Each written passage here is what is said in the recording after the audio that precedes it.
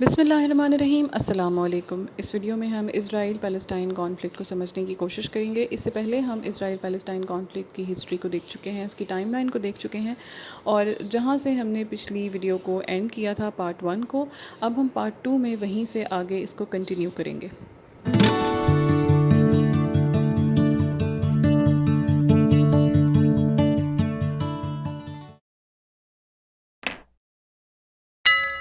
کیا اسرائیل کی کریشن کے بعد جو امیگریشن تھی جیوز کی وہ انکریز ہو گئی؟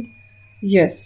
1948 کے بعد کیونکہ جیوز کے اوپر کوئی لمیٹیشنز نہیں رہی تھیں، اور ورلڈ وار 2 کے بعد بہت زیادہ تعداد میں جیوز پیلسٹائن کی اسٹیٹ میں آنا شروع ہو گئے، اور کیونکہ اس وقت تک اسٹیٹ آف اسرائیل بن چکی تھی تو انہوں نے ایک لا بھی پاس کر دیا تھا، لا آف ریٹرن، جس کا ہم نے پہلے بھی ذکر کیا تھا، جس کے نتیجے میں کوئی بھی جیو چاہے وہ دنیا کے کسی بھی حصے میں پیدا ہوا ہو، he had a right to immigrate to Israel. آج کی تاریخ میں Israel has absorbed 3.1 million immigrants since its creation. 1 million ان میں سے وہ ہیں جو 1990 سے 1999 کے درمیان آئے. ایک اور امپورٹنٹ پوائنٹ جو آپ کو پتہ ہونا چاہیے وہ یہ ہے کہ اسرائیل میں عرب کی بھی کچھ آبادی رہتی ہے. وہ لوگ جو 1948 میں یا اس کے بعد وہاں سے جا نہیں سکے تھے وہ وہیں رہے. تو despite a large population of Israeli Jews, there is also a population of Arab Israelis. Today, however, large-scale immigration is almost non-existent, with many residents leaving the country. اگر اس گراف کو دیکھا جائے 1872 سے لے کر 1948 تک، یہ جو بلیک کلر میں ہے یہ جیوز کی پاپولیشن کو ڈپکٹ کر رہا ہے. تو یہ دیکھیے کہ 1931 میں 17% ہے، 1872 میں کتنے 4% ہے، اور پھر 33% ہو گئی 1948 میں جب after creation of Israel Jews population, اور باقی پاپولیشن جو ہے وہ عربس کی ہے. یہاں اتنی زیادہ تعداد میں جیوز کے انفلکس کی انٹو اسرائیل بیسک وجہ یہی تھی کیونکہ انہوں نے اینٹی سیمیٹزم کا یورپ میں بہت زیادہ سامنا کیا تھا. پھر یہ بھی تھا کہ کچھ جگہوں پر بہت زیادہ لوگوں کو آنے کی اجازت نہیں تھی، کوٹا سسٹم تھا. تو وہاں پہ یہ بھی یہ لوگ کرتے تھے کہ جیسے کچھ جیوز لڑکیوں نے وہاں شادیاں کر لیں اور کچھ اسٹوڈنٹ بن کے چلے جاتے تھے ہیبریو یونیورسٹی میں، تو اس طریقے سے بھی وہ مائگریٹ کرتے تھے. From 1932 on, with the Nazi victory in Germany and the intensification of persecution in Austria, Jewish immigration to Palestine increased dramatically. اور 1932 سے 1939 کے درمیان پیلسٹائن نے 2,47,000 نیو کمرز، 46% جس میں سے جوش تھے، ان کو ریسیو کیا from Europe. SYKES-PICOT It was a secret agreement between United Kingdom and France. یہ 1916 میں ہوا تھا، اور اس کا مقصد یہ تھا کہ آٹومن امپائر کو ڈسمینٹل کیا جا سکے. which carved the Ottoman Empire between presumptive victors of World War I. اس خفیہ ٹریٹی کو سائن کرنے کا مقصد یہ تھا to define mutually agreed spheres of influence and control in an eventual partition of the Ottoman Empire.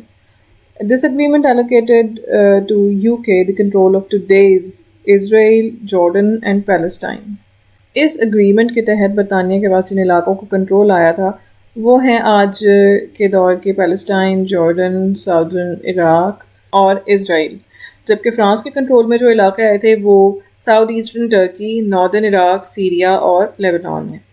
Us agreement نے effectively divided کیا Ottoman provinces کو outside the Arabian peninsula.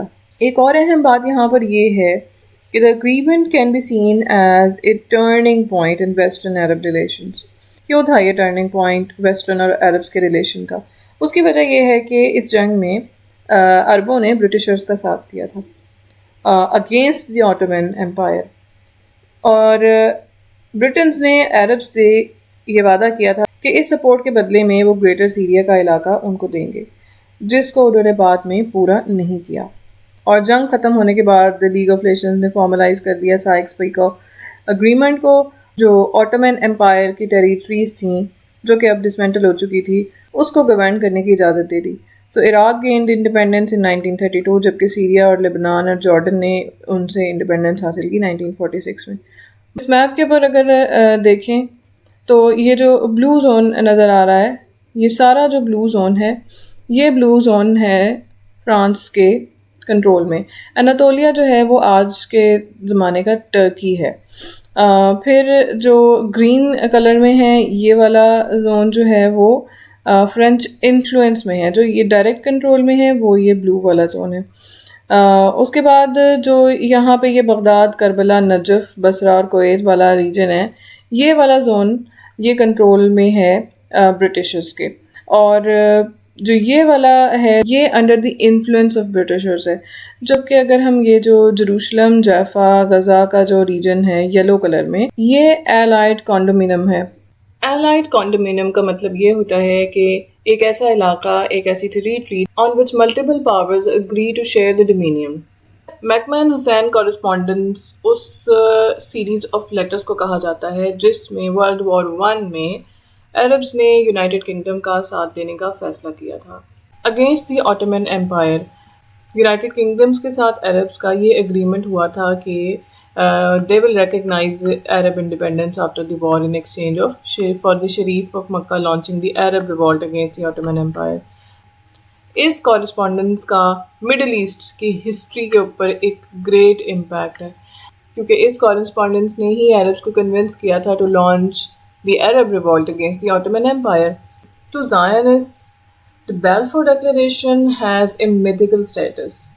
بالکل اسی طرح جیسے میگنا کارٹا ہے. میگنا کارٹا ایک رائل چارٹر آف رائٹس ہے، اس کی امپورٹنس ہے.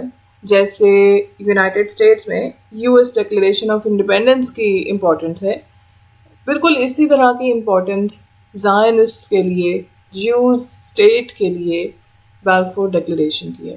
Balfour declaration British foreign secretary نے 1917 میں 2 نومبر کو ایک خط لکھا تھا. اس میں پیلسٹائن میں ایک جوئش ریاست بنانے کی رضامندی ظاہر کی گئی تھی.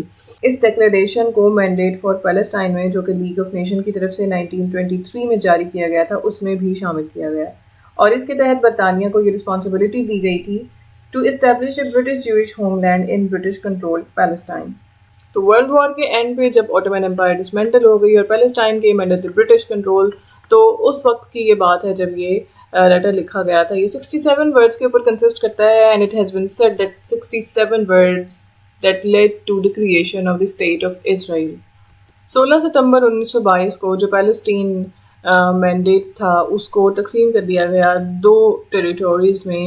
1 جوئش پیلسٹائن جو کہ 23% کے اوپر کنسسٹ کرتا تھا، اور دوسرا جو تھا وہ 77% ایریا تھا جو کہ عرب پیلسٹائن تھا، جس کو ٹرانس جارڈن بھی کہا جا سکتا ہے. جیوز کے اوپر پیلسٹین میں امیگریشن کو اسٹل کرمنلائز کیا جاتا رہا تھا. پھر ایک ایونٹ ہوا which is called white paper. اس وائٹ پیپر کے تحت برطانیہ نے جیوز کے اوپر یہ ریسٹرکشن لگائی کہ وہ ٹوٹل 75,000 سے ان کی تعداد ایکسیڈ نہ کرے ود ان 5 ایئرس. اور اس کے علاوہ یہ بھی کہا گیا کہ وہ ایک لمیٹڈ اماؤنٹ سے زیادہ لینڈ کو وہاں پہ پرچیز نہیں کر سکتے. Until World War II began, and even after tens of thousands of Jewish immigrants arrived in Palestine, despite the interception of some ships by British, many immigrants were able to establish themselves in Palestine. اگر ہم Jewish colonisation کی 1948 سے پہلے بات کریں تو جوز نے وہاں پہ بہت زیادہ پیلسٹائن میں لینڈ کو پرچیز کیا. پھر وہاں پہ کلٹیویشن بھی کی. ایگریکلچر کے اندر انہوں نے کچھ اس طرح کے لاز بنائے کہ وہ اپنے لیبر کو پروموٹ کریں گے اور جو دوسرے عرب پیلسٹینینز ہیں ان کے ساتھ کام نہیں کریں گے. تو اس طرح کے جو کچھ لاز تھے انہوں نے بھی زائنسٹ جو موومنٹ تھی اس کو اسٹرینتھن کیا, thus creating ultimately the state of Israel. From a strategic perspective, the land agents deliberately strove to create contagious rather than scattered holding.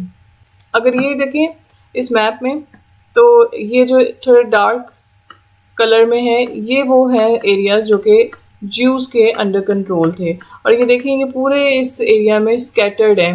یہ حیفا ہے, یہ تل ابیب ہے, جیفا, ان سارے ایریاز کے اندر یہ اسکیٹرڈ ہیں. یہ ہے پیلسٹائن ان 1947 میں جوئش لینڈ اونرشپ کی کیا سچویشن تھی.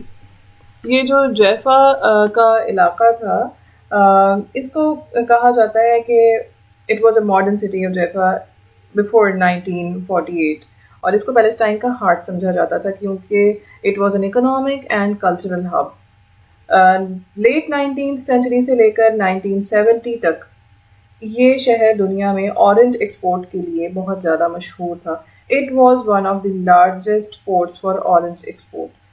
سٹرس فروٹ اور اورنجز کو مڈل ایسٹ سے یورپ لایا جاتا تھا، اور جیفا اورنجز جو تھے وہ خاص طور پر اس ورائٹی آف اورنجز کو کہا جاتا تھا which was developed by Arab Palestinian farmers in the 19th century. And these oranges were pride of Palestinians because they were very sweet and almost seedless. 20ویں صدی کے شروعات سے لے کر 1939 تک اورنجز پیلسٹائن کی لارجسٹ ایکسپورٹ تھے، یہاں تک کہ کاٹن سے بھی زیادہ جو ایکسپورٹ ہوتی تھی چیز وہ میجر ایکسپورٹ تھی اورنجز کی.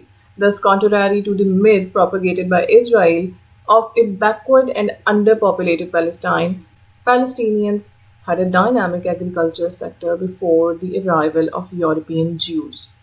اور برٹش مینڈیٹ کے انڈر وہاں جو پروڈکٹس کلٹیویٹ کی جاتی تھیں ان میں سے چند کے نام اگر ہم لیں تو وہ آلیوز، میلنز، ٹوبیکو، گریپ وائنز وغیرہ شامل ہیں.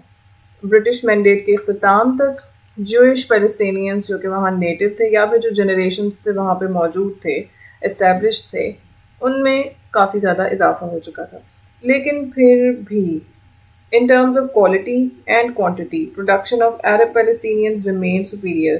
1948 کے بعد جب Arab Palestinians کی ایوکشن ہوئی، even then state of Israel continued to gain profits from export of oranges. Until 1980s اس کے بعد اورنجز کی ڈیمانڈ میں ڈکلائن آنا شروع ہو گیا.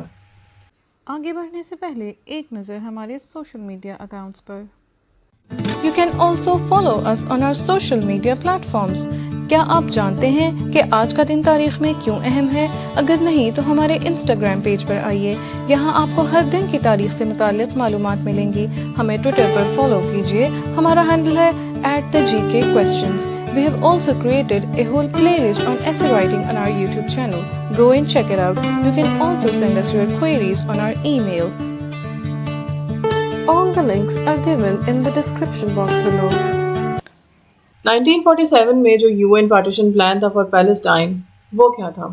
Why did the UN propose 1947 partition plan؟ یہ اس وجہ سے پروپوز کیا گیا تھا کہ برٹشرز جو تھے ان کو جو ٹاسک دیا گیا تھا to establish a Jewish state وہ اس میں ناکام ہو گئے تھے. تو ٹینشنز اسکلیٹ ہو گئیں Palestine over the issues of sovereignty, economics and immigration. Early 1947 میں برٹشرز نے یہ سگنل دے دیا تھا that they would leave the Palestine and ask the UN to propose a plan for Palestine post-mandate future. پھر UN کی ایک special committee تشکیل دی گئی جس کا نام تھا UN special committee on Palestine. 1947 کے پلان کے تحت عرب اسٹیٹ کو دیا گیا 43% of Palestinian territory, including the coastal city of Jaffa, which had significant Arab majority. جبکہ جو Jewish اسٹیٹ تھی اس کو ریمیننگ 56% لینڈ دیا گیا. The city of Jerusalem جو تھا اس کے بارے میں یہ فیصلہ کیا گیا کہ it will be governed by a special international regime for the city of Jerusalem. 14 مئی 1948 کو جب برٹش مینڈیٹ ختم ہوا تو جوئش پیپلز کاؤنسل نے یہ ڈکلیئر کر دیا کہ ہماری جو اسرائیل کی اسٹیٹ ہے وہ کریٹ ہو گئی ہے، اور اس کے چند ہی گھنٹوں کے بعد عرب اسرائیل وار شروع ہو گئی. اور جو پارٹیشن پلان جو کہ پرپوز کیا تھا UN نے اس کو دونوں طرف سے اگنور کر دیا گیا. So it never worked. یہ تھا UN پارٹیشن پلان. یہ جو ایریاز آپ کو پنک کلر میں نظر آ رہے ہیں اس میپ کے اندر، یہاں پہ یہ غزہ ہے، یہ جیفا ہے، تو یہ ایریاز جو تھے یہ عرب اسٹیٹ کے اندر آتے تھے according to UN partition plan 1947. اور جو یہ بلو کلر میں آپ کو نظر آ رہا ہے ریمیننگ ایریا یہ جوئش اسٹیٹ تھی، اور یہ جیروشلم جو ہے یہ انٹرنیشنل زون ڈکلیئر کیا گیا تھا according to UN partition plan 1947. So after 1948 جب کہ عرب اسرائیل وار ہوئی اور اس وقت جب اسرائیلیز نے کلیم کر دیا that we have created Israeli state اور جوئش اسٹیٹ، اس وقت اس میں 5 عرب نیشنز انوالو تھیں اس وار میں: Jordan, Iraq, Syria, Egypt and Lebanon. 1949 میں جب وار ختم ہوئی تو اس وقت تک اسرائیل کے کنٹرول میں جو ایریاز تھے وہ more than 2/3 of the former British mandate کے جو ایریاز تھے وہ اسرائیل کے پاس تھے، جبکہ جارڈن کے پاس جو ہے وہ ویسٹ بینک کا یعنی کہ مغربی کنارے کا، ایجپٹ کا اور غزہ کی پٹی کا کنٹرول تھا. 1948 کانفلکٹ سے ایک آغاز ہو گیا struggle between Jews and Palestinian Arabs. جیسے کہ ابھی ہم نے پورا دیکھا کہ کس طرح جیوز امیگرینٹس اسرائیل آئے اور وہاں پہ پہلے سے جو آبادی موجود تھی وہ کیسے ڈسپلیس ہوئی, اور وہاں پہ جو پہلے سے پیلسٹینین عربس تھے ان کے ساتھ جیوز کی over the ownership of land اور اسرائیلی اسٹیٹ کی کریشن, اس وجہ سے کانفلکٹ شروع ہو گئے which now became a regional contest involving nation states and tangle of diplomatic, political and economic interests. 1964 میں جب PLO بنی پیلسٹین لبریشن آرگنائزیشن, تو اس کا مقصد یہ تھا کہ جو برٹش مینڈیٹ کے انڈر علاقے تھے جن کے اوپر اب اسرائیلی یہ کلیم کرتے تھے کہ یہ ہماری اسٹیٹ ہے, اسٹیٹ آف اسرائیل ہے, ان کے اوپر ایک پیلسٹینین عرب اسٹیٹ اسٹیبلش کی جائے. تو PLO کا مقصد یہ تھا کہ ایک پیلسٹینین عرب اسٹیٹ وہاں پہ اسٹیبلش کی جائے. جب 1993 میں اوسلو اکارڈ ہوئی تو اس وقت PLO نے اس بات کو کے لیے رضامندی ظاہر کی کہ اگر اسرائیل ان کی فارمل ریکگنیشن کرتا ہے پھر وہ اسرائیل کے رائٹ کو ایکسیپٹ کر لیں گے. A high water mark in Israeli Palestinian relations Oslo accord کو حاصل ہے. حالانکہ وہ بنی اسرائیل کے ڈسٹرکشن کے لیے تھی, لیکن انہوں نے اس سے چیز کے ایکسچینج میں کہ آپ ہمیں فارملی ریکگنائز کر لیں تو اسرائیل کے رائٹ کو ماننے کی رضامندی دے دی. 1969 میں ایک ویل نون پیلسٹینین لیڈر جن کا نام ہے یاسر عرفات, وہ چیئرمین بن گئے PLO کے and held the title until died in 2004. پھر ایک جو میجر وار ہوئی تھی وہ 1948 میں, اور اس کے بعد پھر 1967 میں جو 6 Day وار ہوئی during a volatile period of diplomatic friction between Israel and its neighbors. تو اس جنگ میں سوویت یونین نے ایجپٹ کو یہ خبر پہنچائی تھی کہ اسرائیل جو ہے وہ آپ کے اوپر ناردرن بارڈر کی طرف سے اٹیک کرنے والا ہے, اور یہ انفارمیشن انیکوریٹ تھی. آلدو یہ انفارمیشن صحیح نہیں تھی, لیکن اس سے ایجپشنز تھوڑے اویئر ہو گئے اور انہوں نے اپنی جو آرمی تھی اس کو موبلائز کر دیا, where they expelled the United Nations peacemaking force. 6 Day war میں اسرائیلیز نے ایجپٹ کے اوپر حملے کیے. Both nations claimed that they were acting in self-defense, اور at the end of war اسرائیل کو بہت زیادہ لینڈ گین ہوا. کہا یہ جاتا ہے کہ اسرائیلیز نے ایجپشنز کے رن ویز کو بھی تباہ کر دیا تھا, so they were unable to launch an air attack. جب یہ جنگ ختم ہوئی تو اسرائیل کے پاس کس ایریا کا کنٹرول تھا؟ ایک غزہ کا, ویسٹ بینک کا, سنائی پینسویلا کا, گولان ہائٹس کا, اور یہ جنگ ایک آغاز تھا آگے آنے والے کئی دہائیوں میں عرب اسرائیل کے آرمڈ کانفلکٹس کا. اب چونکہ عرب پیلسٹینینز کا جو ایریا تھا جس میں غزہ اور ویسٹ بینک تھے اس کے اوپر اسرائیلی قابض ہو چکے تھے, تو پیلسٹینین اینگر بہت زیادہ تھا, اور اسی میں 1987 میں فرسٹ انتفاڈہ لانچ ہوا, اور اس کانفلکٹ میں پھر hundreds of people were killed. جو اوسلو اکارڈ ہوئی اس میں جو اوسلو اکارڈ جس کو اوسلو 1 کہا جاتا ہے, it was a timetable for Middle East peace process and a plan for interim Palestinian government in parts of Gaza and West Bank. اور یہ ایگریمنٹ سائن ہوا تھا 1993 میں by Israeli prime minister ribbon, اور Palestinian leader اس وقت تھے یاسر عرفات. اور یاسر عرفات غزہ میں 1994 میں واپس آئے جہاں پر اسے ان کو 27 سال کے لیے بے دخل کر دیا گیا تھا. He headed up the newly formed Palestinian Authority. 1995 میں جب اوسلو اکارڈ 2 ہوئی تو it was a groundwork for a complete withdrawal of Israeli troops ان علاقوں سے جن کو انہوں نے 1967 میں آکوپائی کر لیا تھا, جس میں جو ایجپٹ کے ساتھ وار تھی, جس میں ویسٹ بینک کا ایریا تھا اور جو ادر غزہ اسٹرائپ کا ایریا تھا. It also set a schedule for Palestinian Legislative Council election. Unfortunately یہ جو اوسلو اکارڈز تھیں یہ ان کا جو الٹیمیٹ گول تھا for bringing Israelis and Palestine over a full fledged peace plan, کسی ایک نقطے پر ان کو رضامند کیا جائے, اکٹھا کیا جائے, وہ حاصل کرنے میں یہ ناکام ہو گئی. پھر اس کے بعد سیکنڈ انتفادہ سن 2000 میں لانچ ہوا, اور اس کا ایک ٹریگر یہ تھا کہ اس وقت کے ایک جوئش پرائم منسٹر تھے, جوئش اسرائیلی پرائم منسٹر, جنہوں نے مسجد اقصیٰ کو وزٹ کیا تھا, جس کی وجہ سے پیلسٹینین کا اینگر بوائل ہوا اور انہوں نے اس وقت یہ لانچ کیا. اس کے بعد کافی زیادہ خون ریزی ہوئی اور یہ پیریڈ ختم ہوا جب اسرائیلیز نے اپنی آرمی کو غزہ سے ودرا کر لیا اگست 2005 میں. اس عرصے میں یاسر عرفات بھی وفات پا چکے تھے.